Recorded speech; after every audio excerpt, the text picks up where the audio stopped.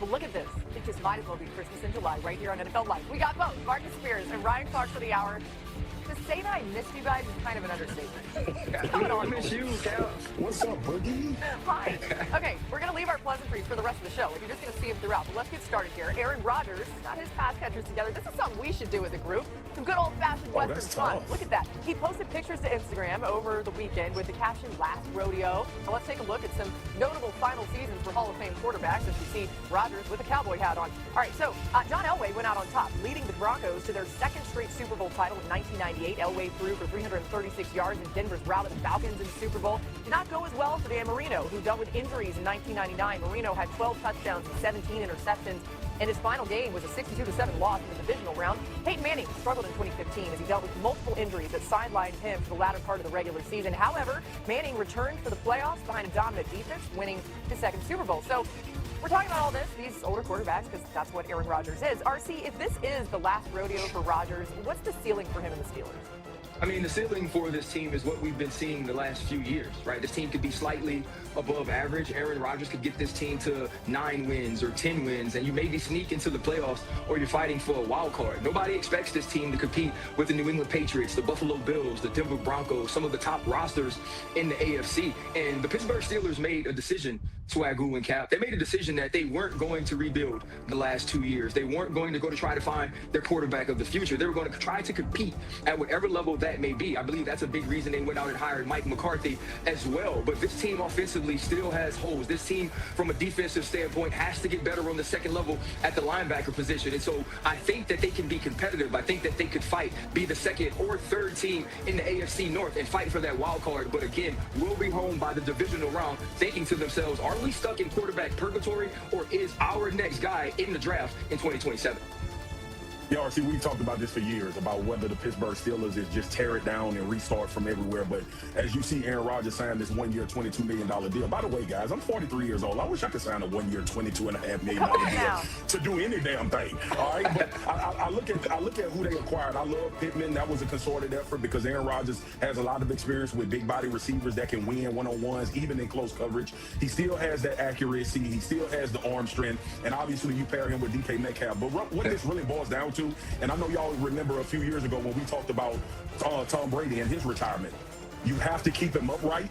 And how fearful is he going to be about unblocked rushers? Remember, this team was a lot of dink and dunk. They couldn't find explosive plays outside of DK Metcalf last year a couple of times. But now you add Pittman, the backfield with Jayden Warren and bringing in Rico Dowdle, who I think is a hidden gem for a football team to have a dual backfield like that. But it'll be about Aaron Rodgers' protection more than anything else involving the Pittsburgh Steelers. Hey, even outside of protection, like, what is defense going to do?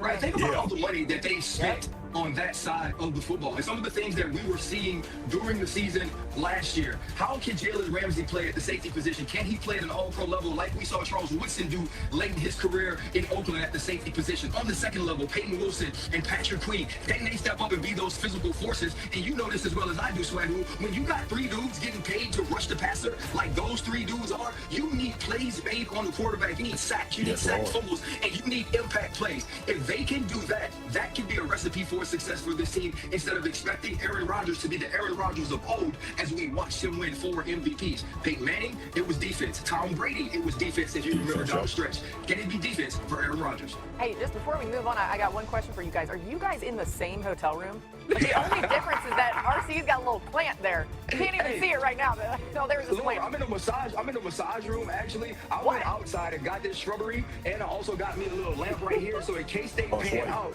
it doesn't look like I'm a hostage the same way Swag is. Swag, get you a piece of paper and put "I am safe" or blank twice if we need to come get you. Swag, are you safe?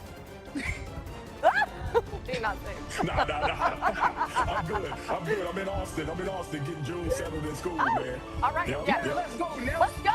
Hey, we're gonna give some good love to him a little bit later on. So stay tuned to hear this proud papa talking about his son. Let's talk a little bit more about some linebackers. We got our defensive guys on the show today. Jeremy Fowler continued his offseason series where he had league executives, coaches, and scouts vote on the best player at each position. Today's article ranks the best off-ball linebackers in the NFL. Despite playing only 6 games last season due to a fractured ankle, Fred Warner takes the top spot for the 4th straight year, as he should. The number 2 spot is also the same for the 4th straight year. That's occupied by Roquan Smith. Rounding out the top 3 is last season's Defensive Rookie of the Year, Carson Schlesinger. All right, so as for Warner getting the top spot despite the injury last season, one NFL coordinator told Jeremy, quote, he diagnoses faster than anyone. That's really his secret sauce. Processes the game at an incredibly fast level. It makes sense when you think about the way that he plays. Marcus Warner and that 49ers defense, they're going to have their hands full in the division with the Rams and the Seahawks offenses, those quarterbacks, and just the offenses as a whole. Have they done enough this offseason to try and slow them down? Well, look, you definitely getting a piece back to help tremendously in Fred Warner coming off injury. Dre Greenlaw coming back. If you remember, he was very successful with San Francisco. Raheem Morris with his aggressive nature. I don't think you can be a sit back and catch defense in this division. You have to try to affect the quarterback, and I'm sure that's going to be one of the calling cards for the San Francisco 49ers. And by the way, let's give Robert Saleh some credit from last year. With all the attrition and injuries on this defense, they managed to find ways to get off the field at important moments. I think this is absolutely elevated, like everybody is, with Fred Warner being back in the middle. And I don't think people comprehend how much this middle linebacker changes the way that this defense plays with his playmaking ability, his sideline-to-sideline speed, and how he diagnoses plays, like that anonymous executive said in Fowler's report.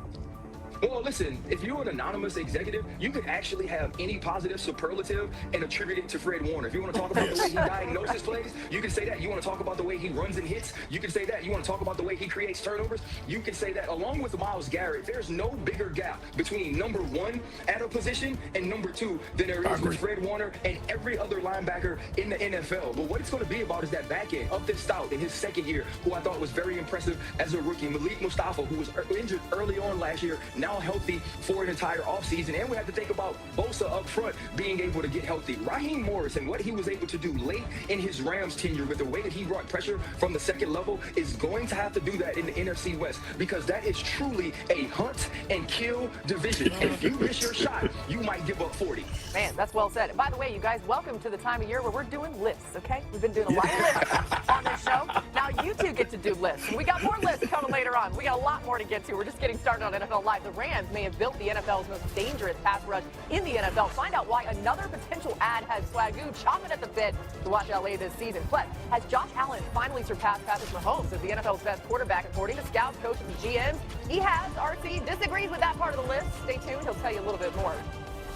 We're back on NFL Live, and time now for our ESPYs moment, presented by Capital One. And today, here on the show, we are going to give out the ESPY for Best NFL Player. You see the nominees there. We're going to go through all of them and tell you a little bit more about them, but we're going to start with Myles Garrett. This makes sense, right? Defensive Player of the Year, had 23 sacks last season, the most by any player since that stat became official in 1982.